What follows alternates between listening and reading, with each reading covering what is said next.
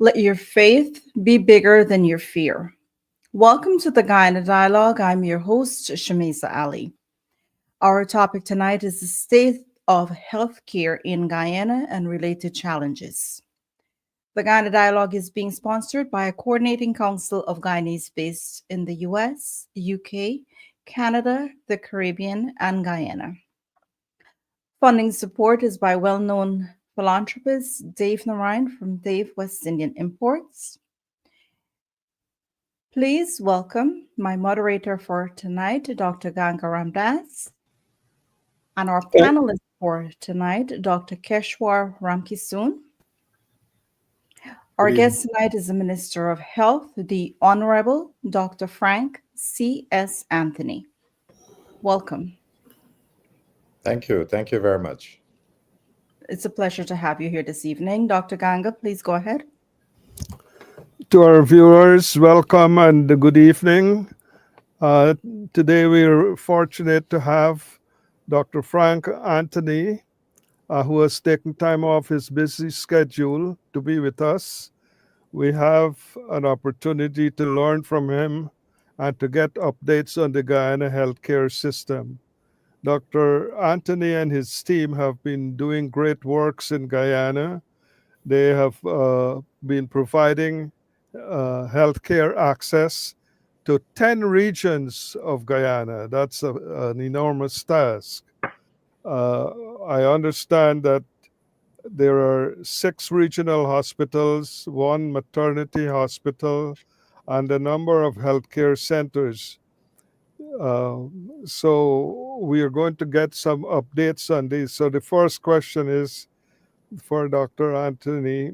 Can you update us on these projects by regions and also update us on the technical assistance uh, programs that help us to manage and to run the Guyana healthcare system? Thank you. Well, thank you very much, Dr. Ramdas. And uh, I want to say to the panel here and to your viewers that indeed, over the last couple of years, Guyana has been investing a lot of resources to transform the health sector in Guyana. And as you pointed out, there are a number of hospitals that we are building. So right now we have um, 6 new hospitals that would be completed this year and be commissioned. And those hospitals, if we start from Region 2, we have a new hospital now that is being built at Lima. We have one at Dikendron in Region 3. We have 2 in Region 4, one at Diamond on the East Bank and one at Enmore on the East Coast. And then when you go over to Region 5, we have one at Bath. And in Region 6, we are building one at number 75. So these 6 hospitals, we'll have them completed and we'll commission them this year. In fact, over the next couple of months, we want to start the first one, and preparatory work is already ongoing to commission Diamond as the first of the 6. While we have been doing that, we have also been working on developing more specialized facilities. So at Ogle, we have a maternal and child hospital that we've been working on, and that by next year, we should have that up and ready. And we also have a new New Amsterdam hospital that we've just started the construction. They've just started the foundation. And once the foundation is completed, they would start building out the hospital infrastructure. About a month and a half ago, the president would have turned the sod for a new West Demerara hospital. And that one also, we are now finalizing the designs. And so very shortly, they would start construction for the new West Demerara hospital. In the interior of Guyana, we have also been very active. And so we have a new hospital would be constructed at Moruca, one at Cato, and another one at Lethem. And while we would have put out a bid for a company or tender for companies to bid for the Camarang Hospital, we weren't successful in attracting any company. So we'll retender that, and hopefully we'll get somebody to do that one. So lots of construction. So over the from this year to maybe the next 3 years, you would see a change in the hospital infrastructure here in Guyana. And while we have been doing that over the last 3 years, we would have completed about 25 new health centers and health posts in almost every region in Guyana. So currently, the ministry manages about 390 healthcare facilities, and they range from being health posts, health centers, district hospitals, regional hospital, referral hospital, and we have improved the infrastructure for all of these places. So quite a lot has been happening, and we're extremely pleased that this year we'll be able to open these 6 new hospitals. And I think the people in those communities are looking forward to the opening of these facilities.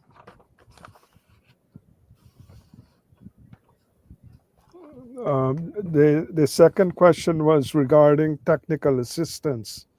We know in the United States they're cutting off some of those assistance.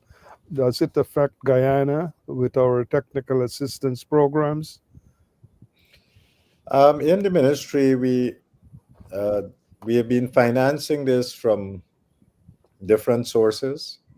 Quite a lot of it is being done with resources from the government of Guyana. In other instances, we have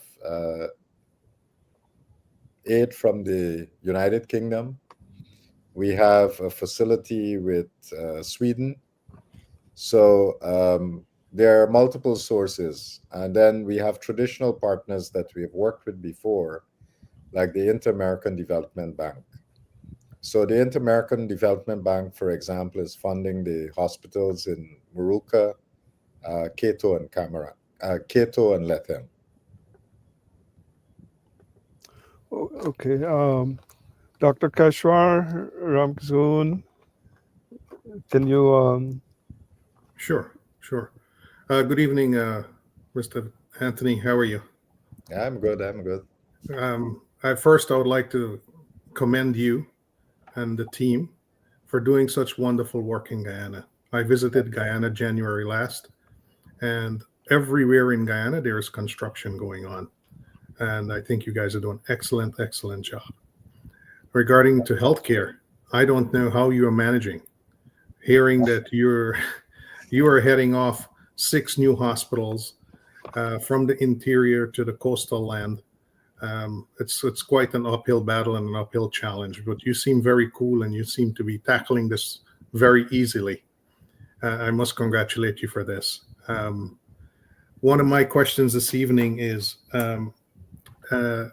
electronic medical records. Electronic medical records, I think, is one of the main things in the US and around the world. And so how, with the new facilities, how equipped and what types of EMR will be considered? Well, I'm actually very happy that you asked that question, because we have been looking at this matter. And again, through the IDB, one of the things that we wanted to fund was an electronic health record system. And we have just gone through a process of procuring a company. Initially, when we tendered this, we got 14 companies who showed interest. And now we have narrowed that down to one company, which is a UK-based company. So we just got the no objection from the Inter-American Development Bank that we can proceed to sign a contract with that company.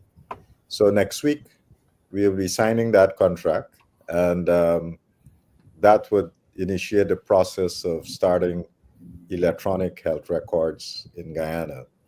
The first phase of this program, we are looking at Georgetown Public Hospital and its satellite clinics.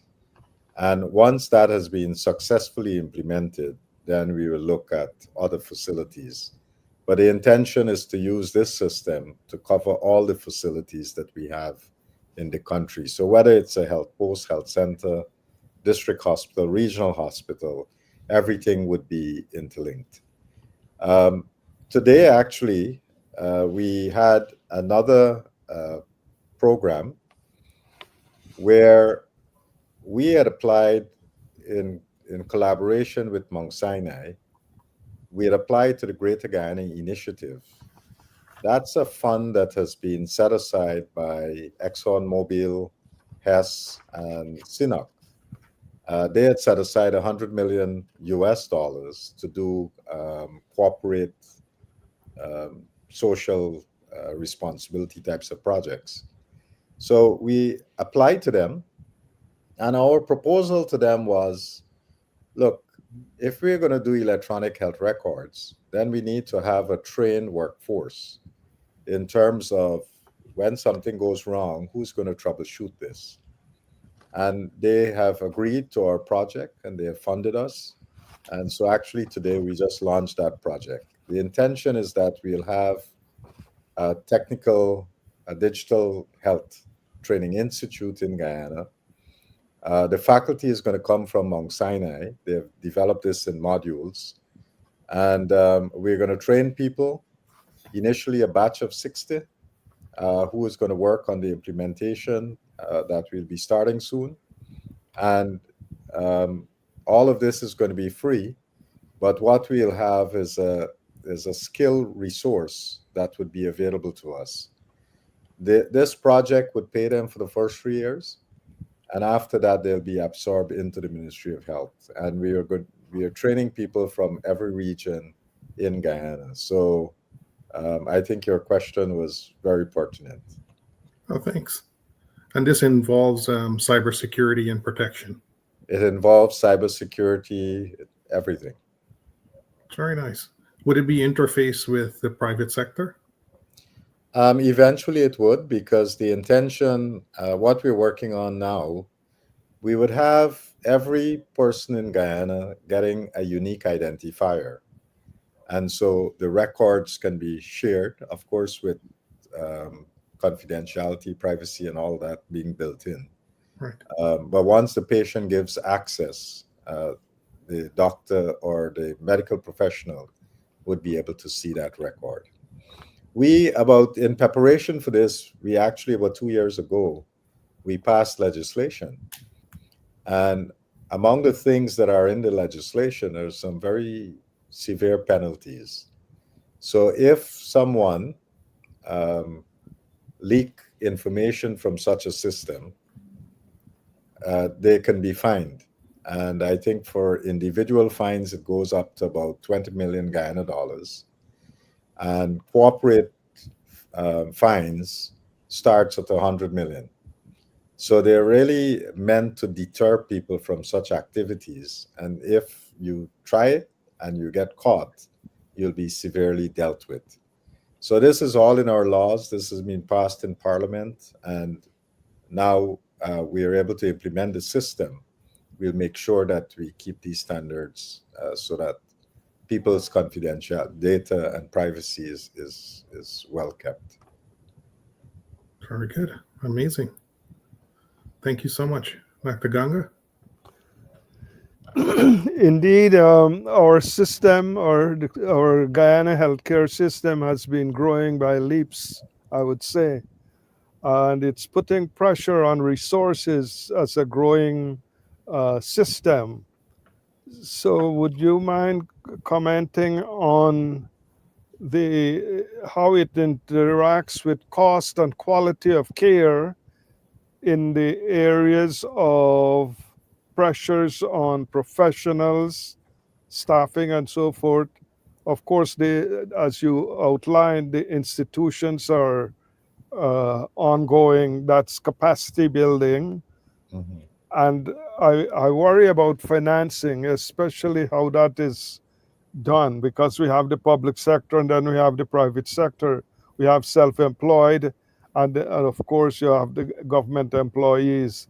So can you give us an idea of how these pressures are applicable as a growing system, and with the staffing and the financing?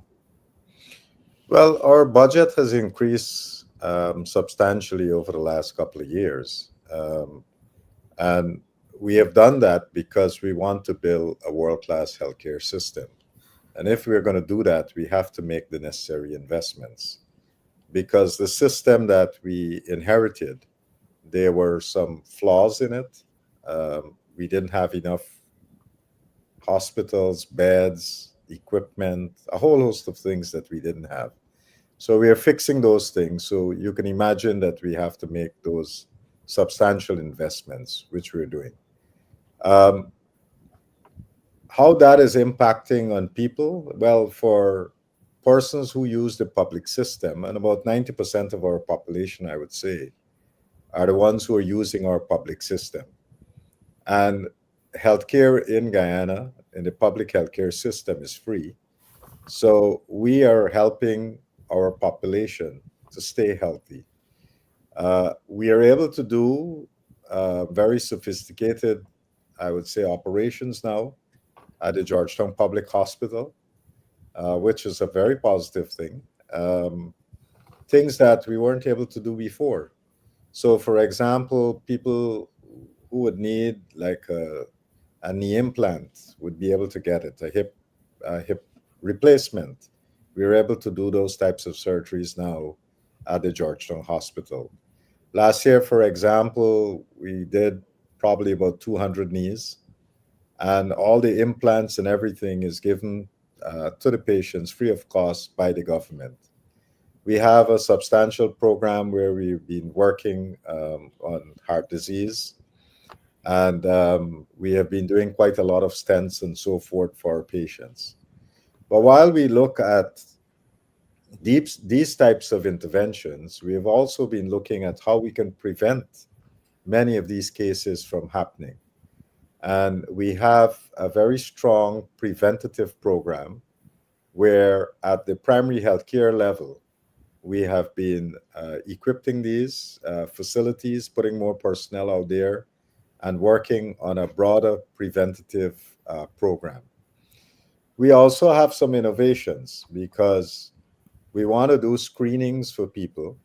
And let's take cervical cancer, for example. Up to about a year ago, we did not do a lot of HPV testing. But last year, we introduced a special voucher where every woman between the ages of 21 to 65 can access a voucher worth 8,000 Guyana dollars and use that at any one of the private labs to do an HPV test.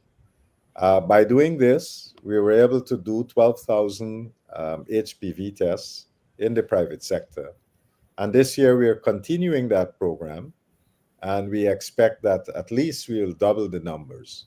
So that's just one example. And by doing this, we have discovered that quite a number of the persons who got tested positive for HPV. And then when we do the follow-ups, we can actually see whether there are changes and so that we need to be mindful of. And we have advised our patients accordingly. Similarly, for men, we have a preventative program that we have started looking at prostate cancer. So among women, breast and cervical cancer are the most prevalent, but among men, it is prostate cancer. Before, we weren't doing much, but now, last year, we started mass screening. We did about 13,000 PSAs, of which about 3,000 was very elevated. And of those patients, we were able to do biopsies for them. And then out of the biopsies, we were able to identify those with cancerous lesions. So by doing these things preemptively, we are going to make a difference in the outcome for some of these patients. But looking at the long term too, one of the new innovative programs that this government has put in place is a school health program. So every child that is going to school are now being screened. So from the time you enter into nursery, we're screening you. We're doing a ear check, an eye test. We do dental checkups. We do an overall physical checkup for the child. And if you find anything wrong, we bring you into the system and we try to fix it. If when we check your eyes and you need spectacles, the government would give you a voucher worth $15,000 to assist you with your spectacles. Um, so we have done this for nursery school children. We are doing it now for primary, and then we'll go to secondary. And all this data over time would be aggregated, and so that forms part of these persons' record. So lots of good things are happening, and they're very, I would say, very good for the population because we'll be able to help people to live healthier lives by understanding and picking up things early so that we can prevent the complications of these diseases. Now, so thank you very much for that update. There, there is a great flexibility in the voucher program to engage the private sector. Now, this our entire system has the public sector, the self-employed, and the private sector. Are there any initiatives in terms of fiscal incentives to the private sector to assist in providing services to our system? Well, for example, let's take that same HPV voucher, right? The government would issue these vouchers to persons who are eligible, and then they take them to a private sector lab. And so the private sector benefits from that. They do the tests, they're being paid using this voucher. And that's one of the way that they can expand their labs and their businesses. On Saturday, we'll be launching, the president would be launching the Universal Health Voucher.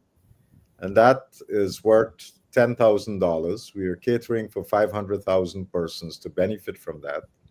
And again, we have about 50 laboratories in the private sector that are participating in this particular activity. So there's a lot of work going on between the public and the private sector, and where the private sector have these assets and resources, we are working with them to utilize these resources. So I think it's a win-win for both the public and private sector.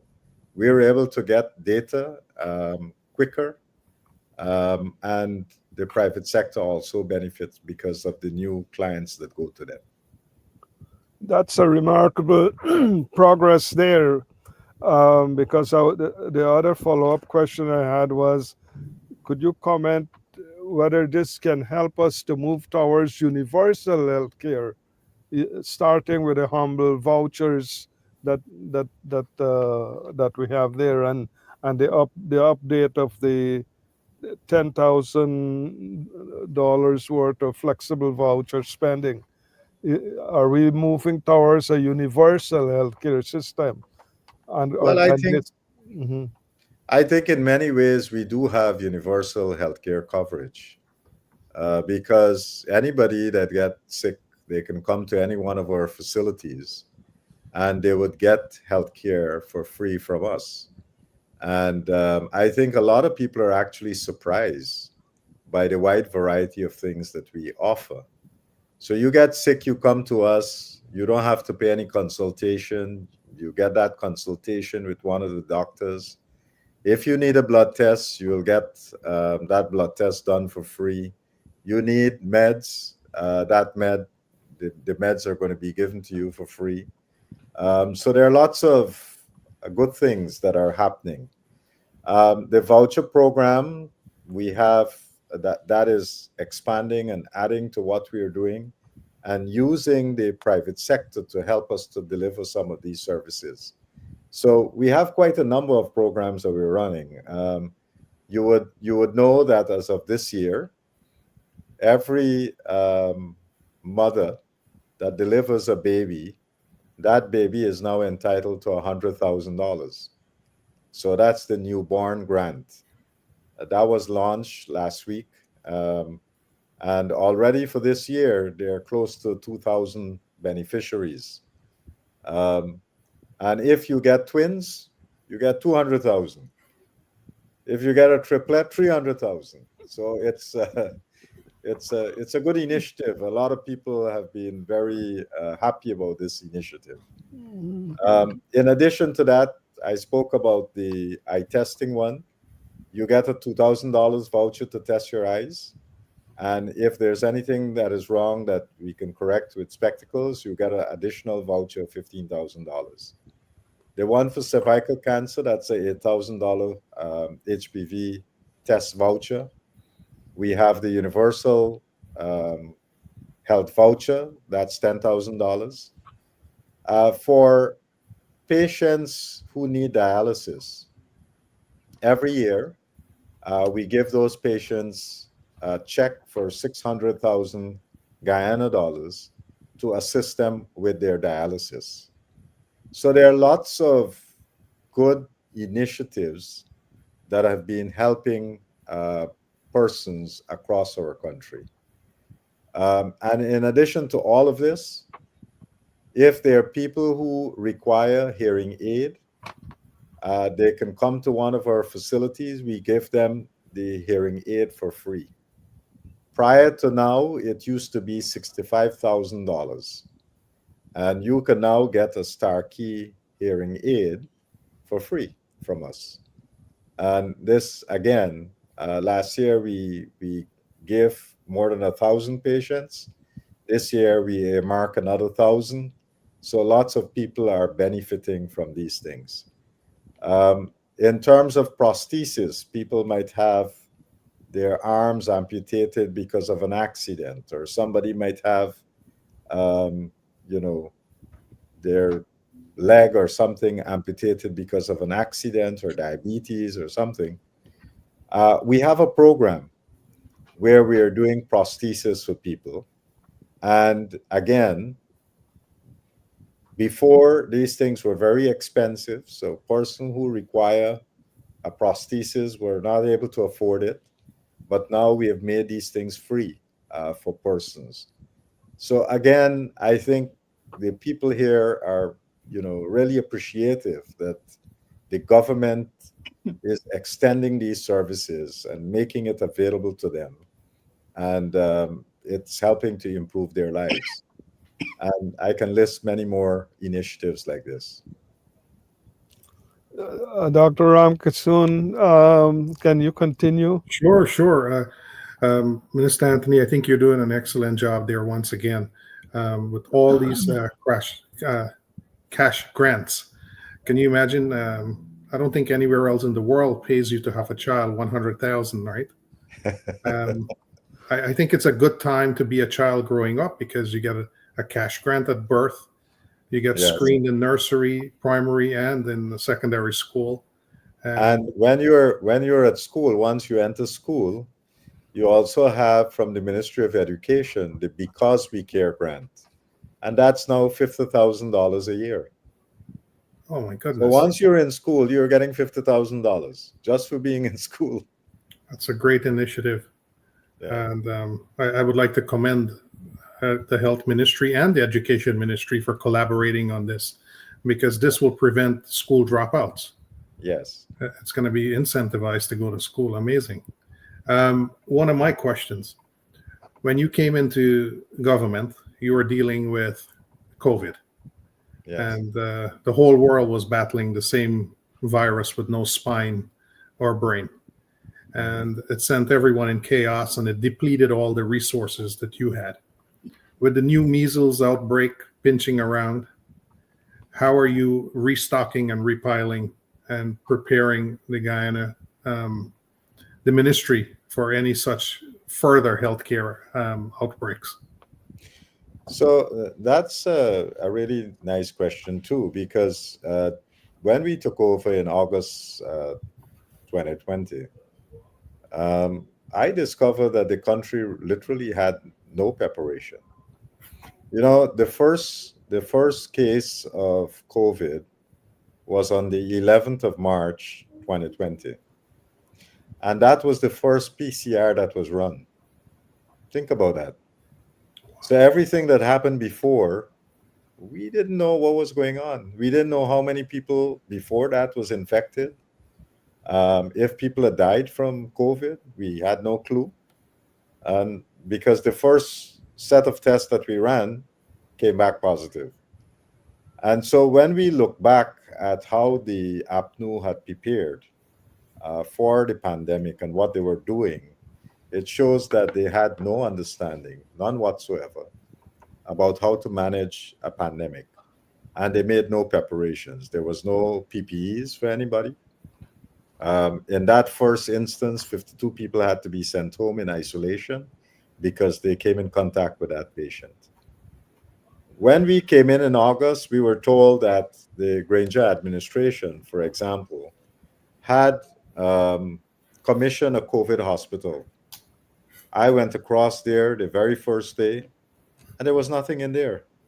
Electricity wasn't connected, water wasn't there, sewage wasn't there, not a single bed for a patient, not a single bed, nor a ventilator, or for that matter, an aspirin that was in that place. And they had commissioned that twice. So we had to start from there, put everything in place, and start managing this system. Thankfully, we were able to get in equipment, bring in PPEs, start running tests for people. We changed the waiting time for a PCR from 9 days to less than 3 hours. And we were able to do thousands of these, then decentralize the tests and so forth. So it was a steep learning curve, but we invested and we were able to do that. And then Guyana had one of the highest vaccination rates. And we put a lot of systems in place, train a lot of people. And I think that's why we were one of the countries that I would say did fairly well during COVID. Now, what are we doing for measles? Guyana, actually, we have a very high coverage of MMR. We are somewhere maybe between 98% to 100% coverage. So we give to our kids various types of vaccines. We are doing right now about 19 antigens. So people here are, I would say, fully covered in terms of all these vaccines. Later this year, we are hoping to introduce influenza vaccine for our population. And so I think in terms of vaccination coverage, we are doing very well. So I don't anticipate that we might have the challenges that you are having right now because of the coverage and the investments that we've made over the years to make sure that our population is covered. But outside of that, in preparing for future outbreaks, pandemics, and so forth, we went to the pandemic fund and we got 15 million US dollars.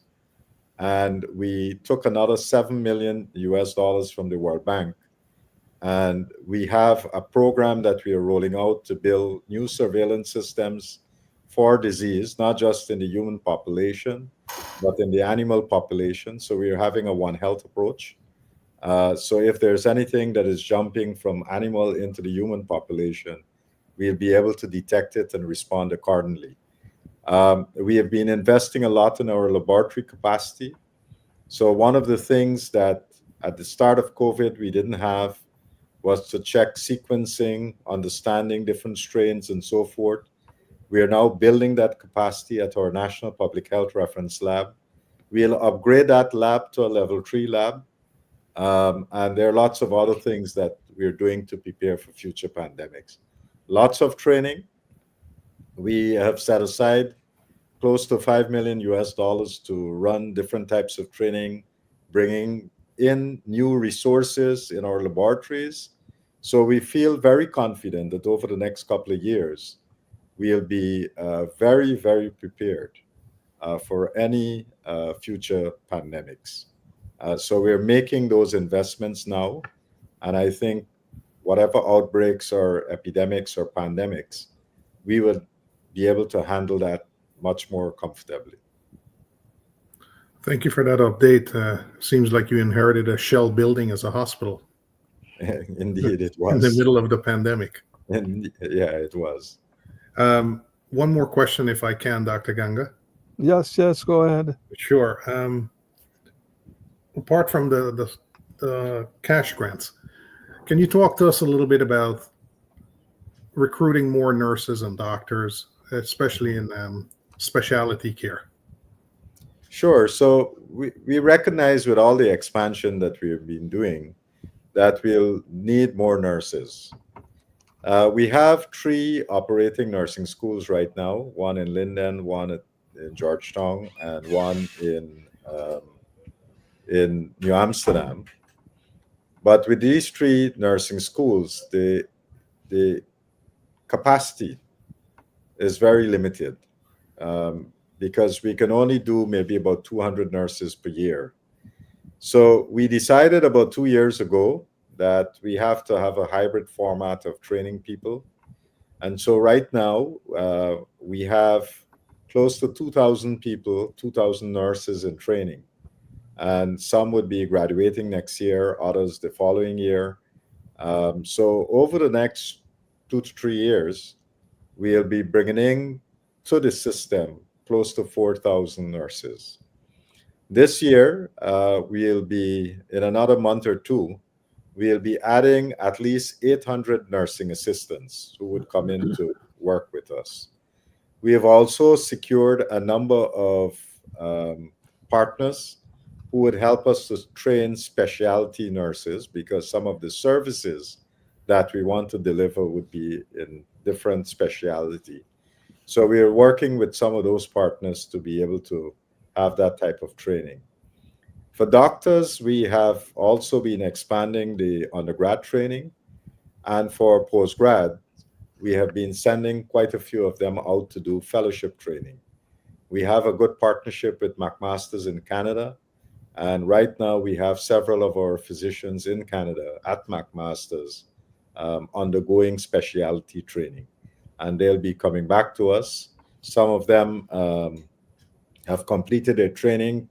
They came back, they're doing excellent work, and we intend to keep this up.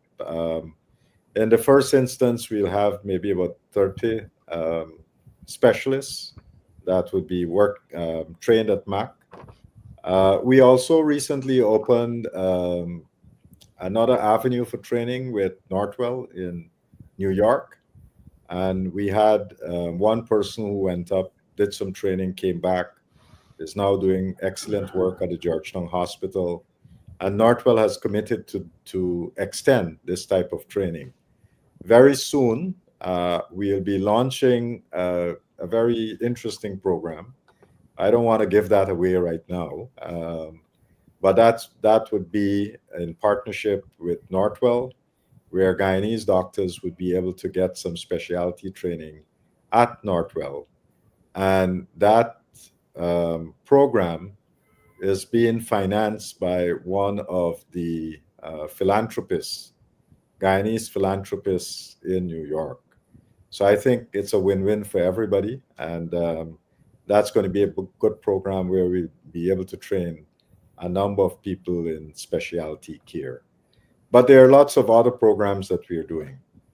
And we feel confident that we'll be able to get the required amount of specialists for the facilities that we are opening. It's very nice. That's a good update. I'll be happy to be part of that team. Yeah, I'll connect you. I think you would be excited about this. It is exciting. It is. It's things that you would normally do. So we'll talk some more. Sure. Thanks. Dr. Ganga, over to you. Okay, it appears that there is a major external change that calls for huge amounts of additional funding, either by grants, for example, like the Exxon Mobil grants and other grants from the United Nations, refugee and resettlement funds that they may have. And we hope that that is not cut off by the US. Um, the immigrants would require not only extra help on the system, housing and education also are involved with the additional immigrants flowing into Guyana. Could you make some general comments on how this is approached? The government of Guyana, regardless of whatever your status is here, if you require health care and you come to any one of our facilities, we deliver that health care to you. And that has been our policy, and it has helped quite a lot of people. We have at our border facilities, we see persons who would come across the border to access care, and we have been delivering that care. And I think it's the right thing to do, and that's what the government policy has been. So we're not deviating from that. And it might surprise you that the border that we have with Brazil, for example, we see persons coming across the border now to access surgical care at the Lethem Hospital. So we have improved it in such a way that now Brazilians are coming across to access care in Guyana. So it tells you that people are now very confident with the quality of care that they can access in Guyana. And I think that's a proud moment for all of us, because it used to be, for many years, it used to be the other way around, where people would want to leave Guyana to go to the other side to access care. So it's our policy, whoever need help and they come to our facility, we'll help them. Yes, but we need some additional external financing to provide this extra services. At least now it's not overwhelming burden, and we can take care of it at this point. Maybe in the future, if it becomes too much, then we'll have to revisit the policy. Okay, here is a potential opportunity, the first opportunity to provide the extra um, grants. UG could write a grant proposal to these institutions and get into monitoring the quality of care because of the extra pressure. And that's an opportunity that's low hanging fruit. They should be able to do that and assist the system with this external influx and extra pressure on the system. So additional funding is called for, and a grant proposal through University of Guyana and the various ministries in the health, housing, and education areas. They could write that. Um, Well, as you know, Dr. Ganga, the global financial architecture, especially in global health, is undergoing some changes. And, you know, lots of countries have been cutting back on what they've been funding and how they are funding. So it is a challenging global picture right now. Um, Fortunately, we have been able, as a country, to be able to take care of the expansion that is happening in the country and to finance that and provide care for our population. So I would say, we are one of the very fortunate countries to be in that position. Um, Obviously, healthcare can be a very expensive um, area, especially when you start doing sophisticated types of surgery. And that's something, as we expand into those areas, we'll have to carefully assess and look at how we can deliver that. Now, regarding the U.S. traveler, U.S. citizens traveling abroad, they are covered by Medicare, not Medicaid. Medicaid is for low income individuals, but Medicare is covered. If Guyana provides medical services in this healthcare area, they can bill Medicare, or provision needs to be made for the U.S. traveler to be billed under the Medicare system. So have we been doing that? Well, that's something we'll have to explore. We don't have that arrangement as yet, but definitely I think that's a worthwhile Yeah, I think that's another pursue. low-hanging fruit Yes. for to assist the system in its responsibilities and the manner in which Guyana chooses to discharge that, not only universal for Guyana, but now it's going international in a limited way, of course.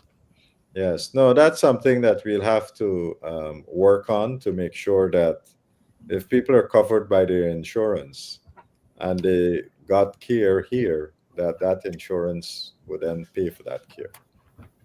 I'll let Dr. Ramkiskun follow up on some of the diseases and the treatments that you see.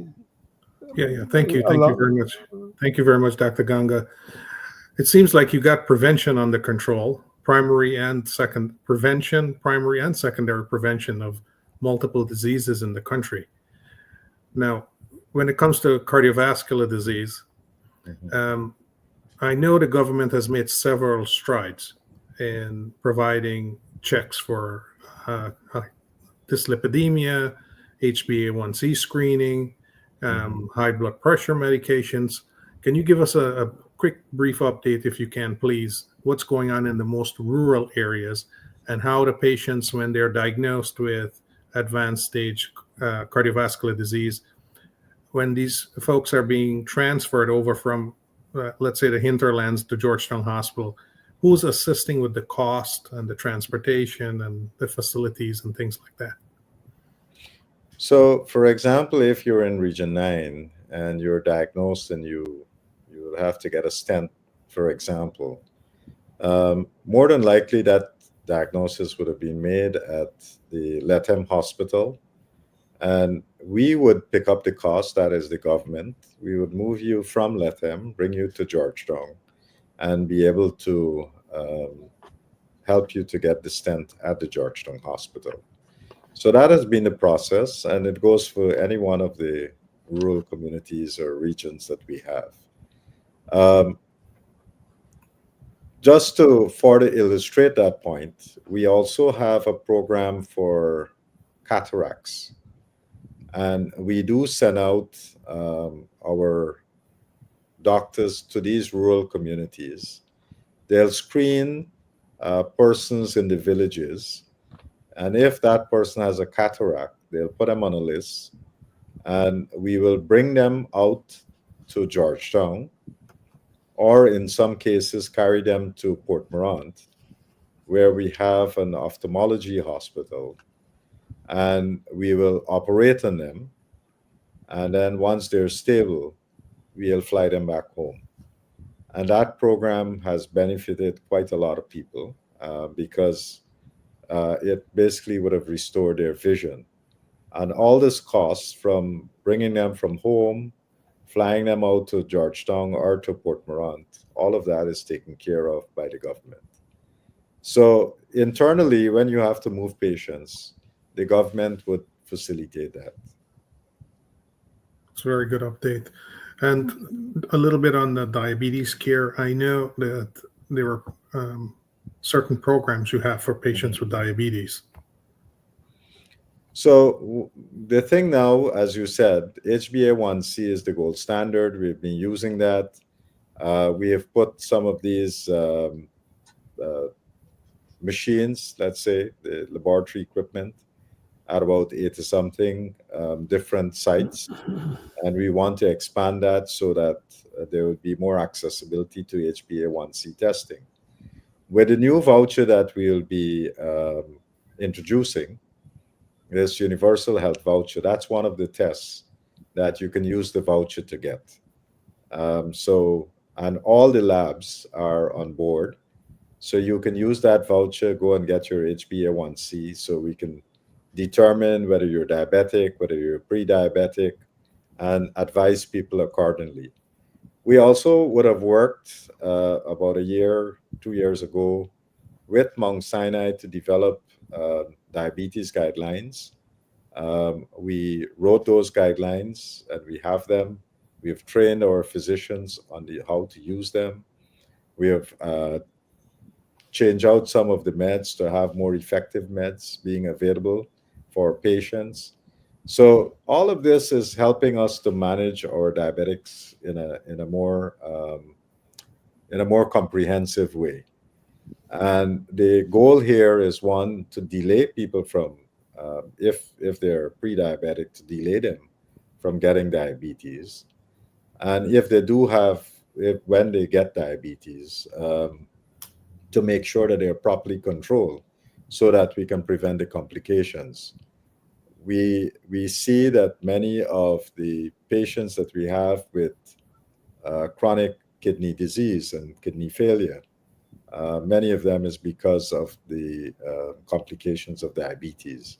So if we are able to manage diabetes well and prevent these complications, then we'll reduce the burden of having so many people on dialysis.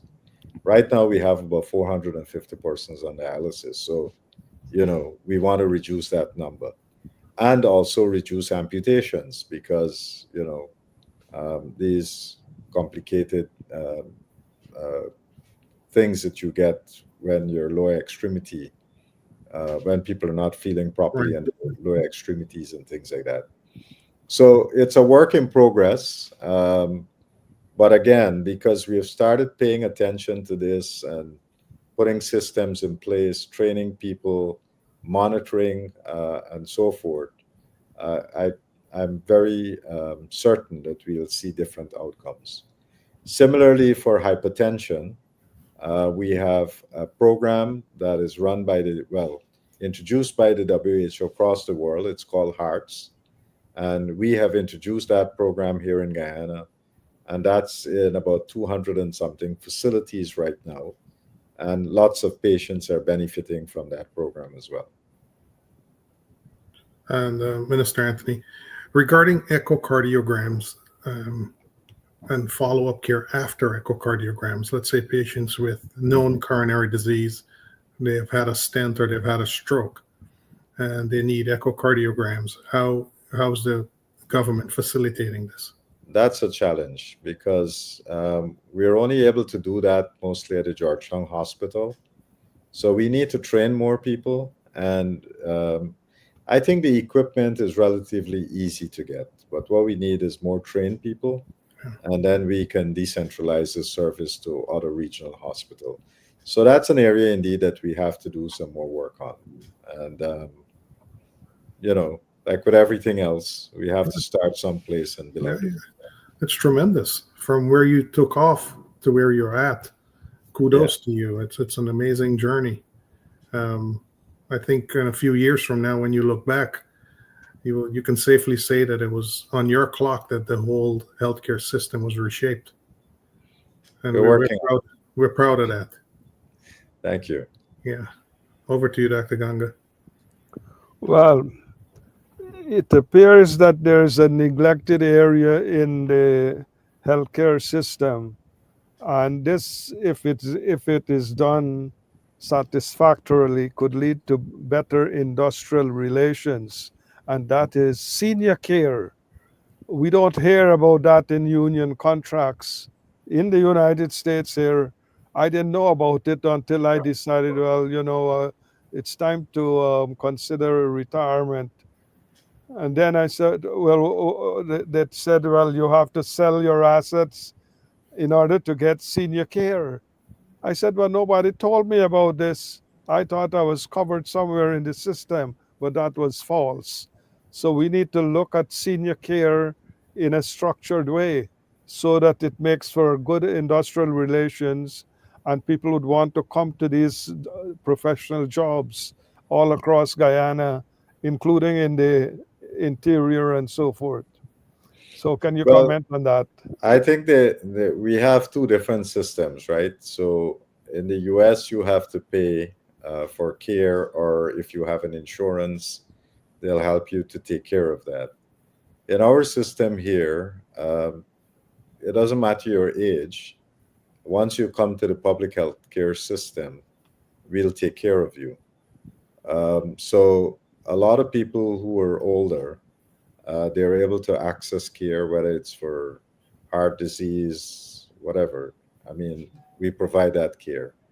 Now, one of the things that we've started to work on is to expand in the area of geriatrics, because as you get older, the changes in the body would require a different approach. And some of the meds that you would probably be able to use when you're younger, you probably can't use the same amount and so forth.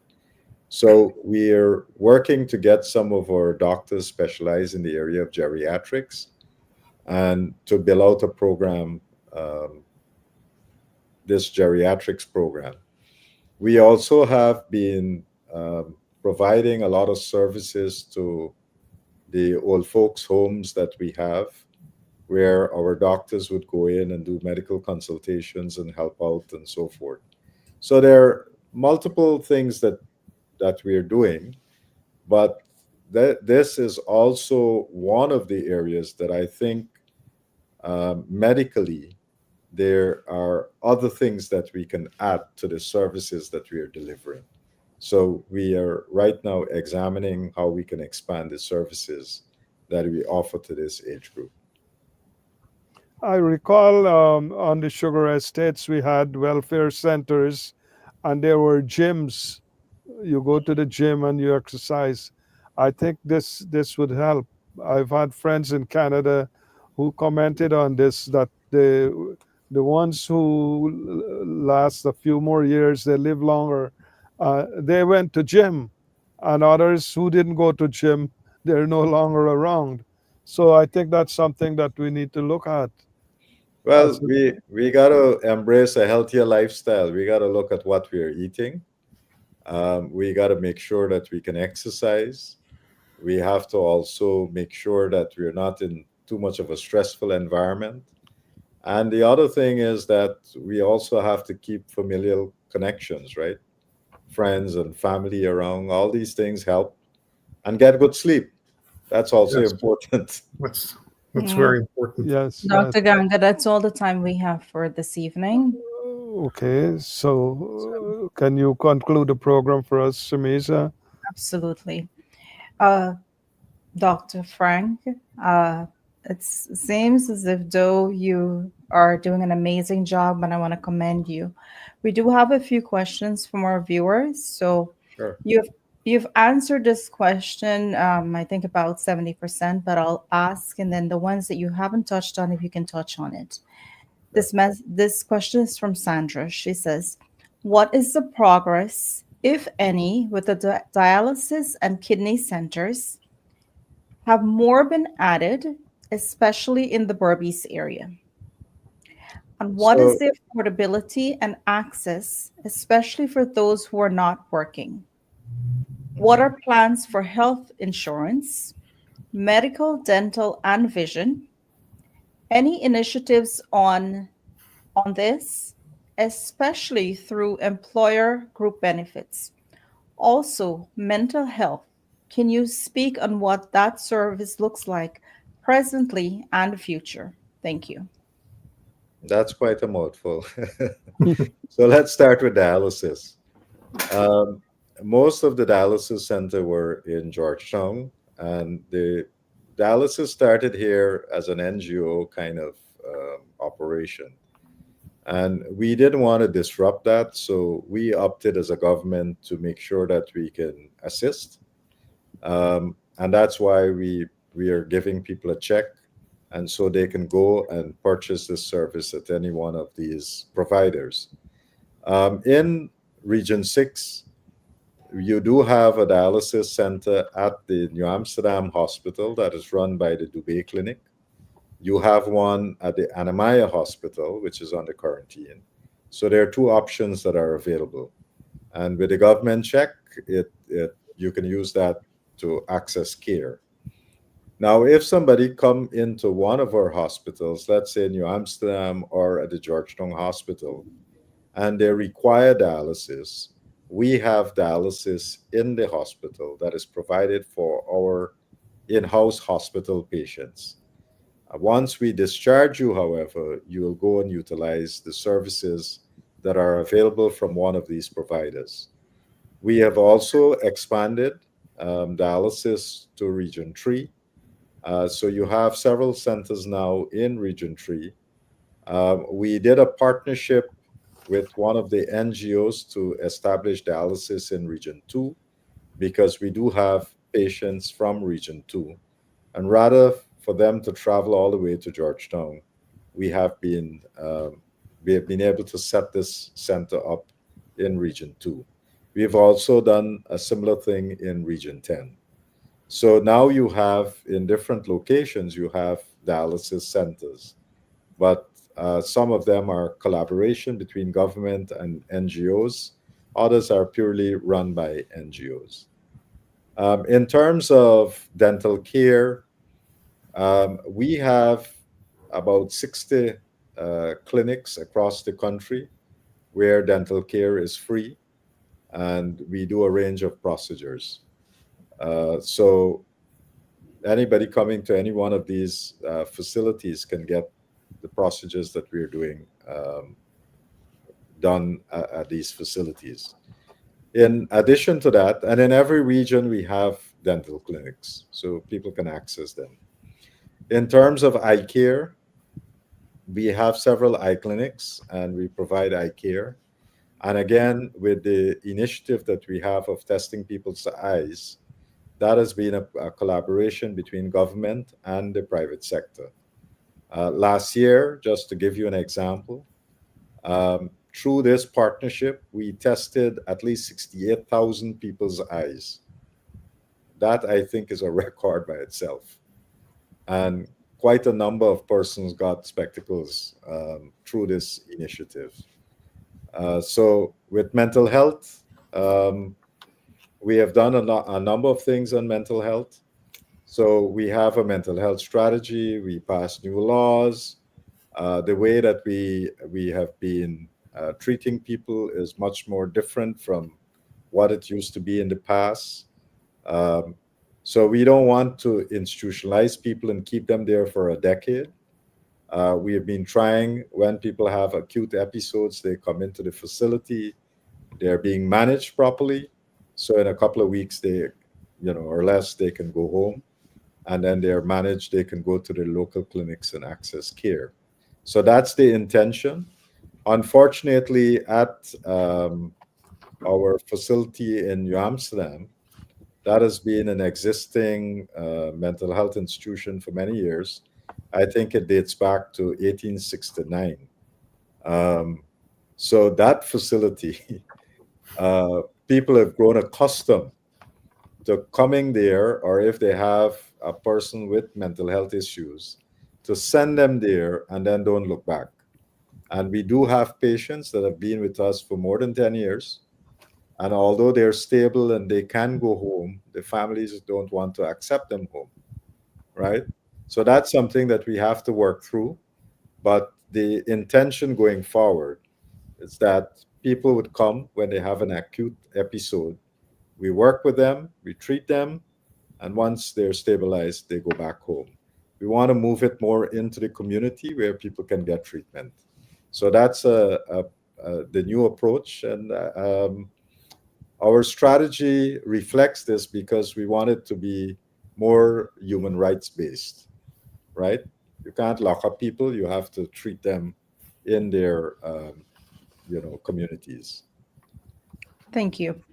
Now, you spoke about training for staff. I'm assuming nurses and doctors and people who were responsible at hospitals.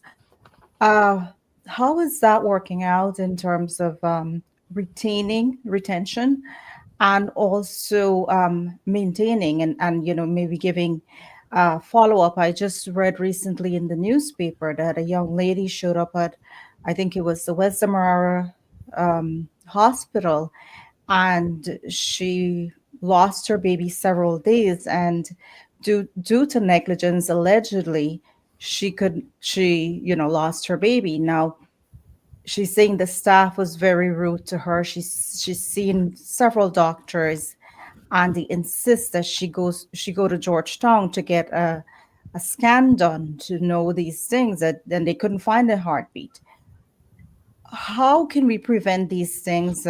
It's not, this was one of the articles. There are several that I've come across in the last few months of, it sounds like neglect with the staff. And how are you handling these situations? So, on a daily basis, the public health system would probably see between 15 to 25,000 people. So just think about that every day. And when we do that, they are going to be one or two cases where probably people make mistakes, people are rude to some one of the patients. We don't like when that happens, but you are going to find some cases. We are working to eliminate that because we believe everybody should be treated properly. And we have been working with our staff to improve that. One of the things partnerships that we have with Mount Sinai is how do we improve patient care? How do we improve the quality of what we're delivering? And they have been running several programs, just like what you have in the US at any one of the Mount Sinai hospitals. They have been running these programs for staff, and we have seen some improvement, but we still have to continue to do this. So I just want to put that aside. I don't know the specific case that you're describing, but certainly every one of these cases we take seriously. We investigate them. We try to get to the bottom of it, and we try to use it as a teaching moment so it's not repeated. And that's the only way we can improve the system. In some cases, when we find people are negligent, whether it's a doctor, nurse, they're sent before the respective councils, and disciplinary actions can be taken. And in some instances, the person's license can be taken away. And that's how seriously we are treating these matters. But we are constantly striving to improve the delivery of care across the system. Thank you. I would like to ask you for your closing remarks at this time. Well, thank you very much for having me. I think, you know, over the last couple of years, we've been striving to improve healthcare here in Guyana. And with the partnerships that we have, with some inputs from persons coming back from the diaspora and assisting us and so forth, and of course, with the local doctors stepping up and the nurses and health professionals that we have here, we are seeing that transformation. And hopefully, as we continue to invest and continue to work on this, that over the next couple of years, this would move from where it is now to having one of the best, if not the best, healthcare system in the region. And that's our aspiration. So we keep working on it, and I'm sure we'll get there. Thank you. I'm sure you will. Well, thank you to our panel. Thank you, Dr. Ganga. Thank you, Dr. Kishwar, and to our guest tonight, Dr. Frank.